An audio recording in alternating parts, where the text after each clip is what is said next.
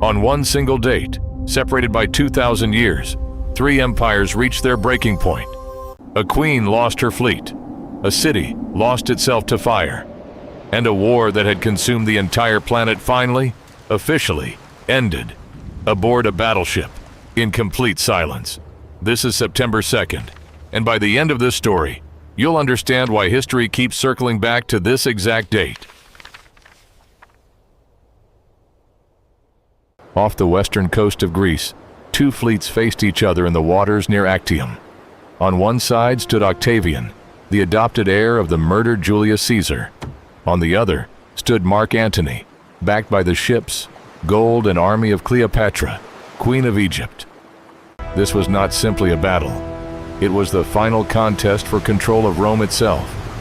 Antony and Cleopatra's fleet was heavier, built for close combat. Octavian's Admiral Agrippa chose speed and maneuverability instead. As the two sides clashed, Cleopatra's ships suddenly broke formation and fled south, and Antony, faced with an impossible choice, abandoned his own battle to follow her. It was the decision that ended an empire. Within a year, both Antony and Cleopatra would be dead, and Octavian would become Rome's first emperor, Augustus. On September 2nd, the last independent kingdom of the ancient Mediterranean took the first step toward extinction. But an empire's ending was only the beginning of what this date had in store. 17 centuries later, in a small bakery on Pudding Lane in London, a spark caught in a pile of kindling. It should have been nothing. Instead, it became one of the most devastating urban disasters in European history. Fed by a summer drought, wooden buildings packed tightly together, and a wind that refused to die down, the flames spread from house to house within hours. Londoners tried to stop it by pulling down buildings ahead of the fire, a tactic that came too late. By the time it was over, 4 days later, the fire had destroyed roughly 13,200 houses and left tens of thousands of people homeless. Remarkably, official death tolls were recorded as low, though historians believe the true number, especially among the poor, was never fully counted. Out of the ashes, London rebuilt in brick and stone, forever changing its skyline. The Great Fire didn't just burn a city, it rebuilt one. As one city rose from ruin, an old world was quietly being erased by the calendar itself. In 1752, something strange happened across Britain and its colonies. People went to sleep on Wednesday, September 2nd, and woke up the next morning on Thursday, September 14th. Britain was finally abandoning the outdated Julian calendar for the more accurate Gregorian calendar, already used across much of Europe. To fix the accumulated drift, 11 days simply had to disappear. For ordinary people, the change felt less like astronomy and more like theft. Rumors spread that landlords would still demand a full month's rent for days that no longer existed, and unrest followed in several towns. It was a reminder that even time itself is a human invention, and changing it can shake a society to its core. While Britain argued over lost days, a new nation across the ocean was building something meant to last. Just 3 years after the U.S. Constitution was ratified, the young American government faced a crisis, a new country with no functioning system to manage debt, currency, or revenue. On September 2nd, 1789, Congress answered by creating the Department of the Treasury. Alexander Hamilton became its first secretary, and under his direction the department did something radical. It assumed the war debts of individual states, establishing federal credit and giving the fragile new nation financial credibility on the world stage. It was a quiet act of paperwork that helped ensure the American experiment wouldn't collapse under its own bills. Decades later, that same nation would be tearing itself apart, and September 2nd would mark a turning point in its bloodiest conflict.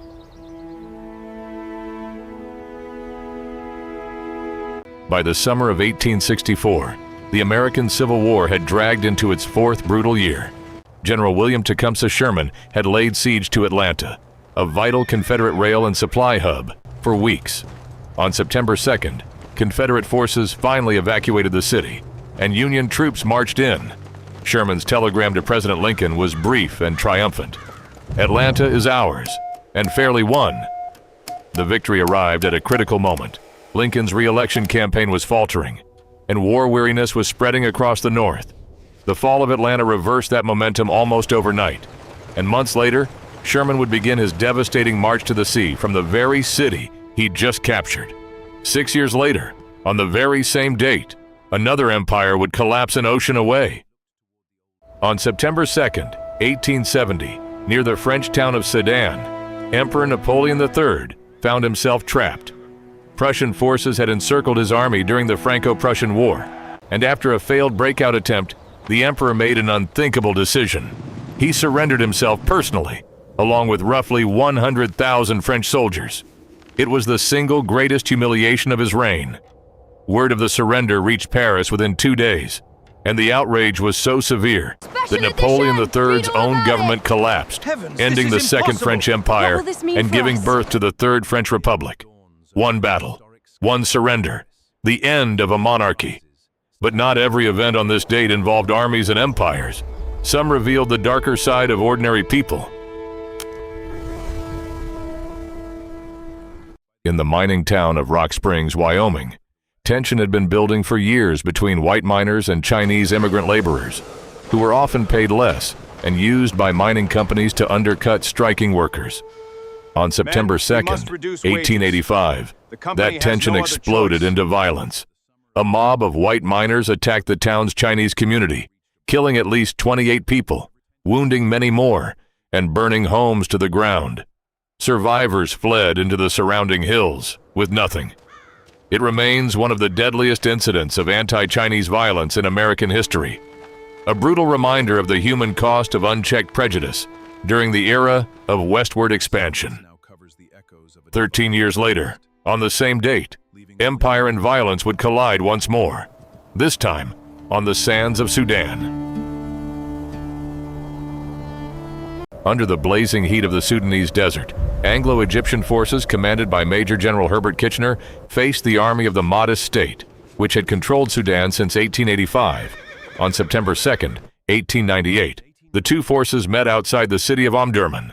Kitchener's troops, armed with modern rifles, artillery, and machine guns, inflicted devastating losses on the Mahdist forces, who fought with older weapons and, in many cases, immense bravery in the face of impossible odds. The battle effectively ended Mahdist rule and cemented British control over Sudan for decades. It was a stark demonstration of how industrial age weaponry had reshaped warfare and empire forever. Half a century later, on this same date, a very different kind of revolution would begin. One built not on rifles, but on words. In Hanoi's Ba Dinh Square, before a crowd of hundreds of thousands, a thin, composed man named Ho Chi Minh stood to read a declaration. Borrowing language directly from the American Declaration of Independence, he proclaimed the birth of the Democratic Republic of Vietnam, free from nearly a century of French colonial rule. It was a moment of extraordinary hope, but also the opening chapter of decades of conflict, as France, and later the United States, would resist Vietnamese independence for years to come. The declaration read that September Day would echo for the rest of the 20th century, and on that very same date, in the same year, on the other side of the world, the deadliest war in human history was finally coming to a close. Aboard the battleship USS Missouri, anchored in Tokyo Bay, representatives of the Empire of Japan stood before Allied officers to sign the instrument of surrender. Japanese Foreign Minister Mamoru Shigemitsu signed first, followed by military leaders, formally ending nearly 6 years of global war. General Douglas MacArthur, presiding over the ceremony, spoke of hope that the signing would mark not just an end, but a new beginning built on peace. Above the deck, hundreds of Allied aircraft flew in formation. A final, thundering punctuation mark on a war that had claimed tens of millions of lives. For the world watching by radio and newspaper, September 2nd, 1945, was the day the fighting finally, truly stopped. Across 2,000 years, September 2nd has marked the same recurring truth. Every empire believes itself permanent, until the moment it isn't. A queen's fleet broke formation. A city burned to its foundations. A monarchy collapsed in a single afternoon. and a world war, one that reshaped every continent on Earth, ended not with a dramatic final battle, but with the simple, quiet act of a signature on a table aboard a battleship. History doesn't repeat itself exactly, but on this date, it seems to rhyme again and again, reminding us that the biggest turning points often arrive disguised as an ordinary day. If this story of one date in history captivated you, explore another day, because every single day on the calendar holds a story just like this one, waiting to be uncovered.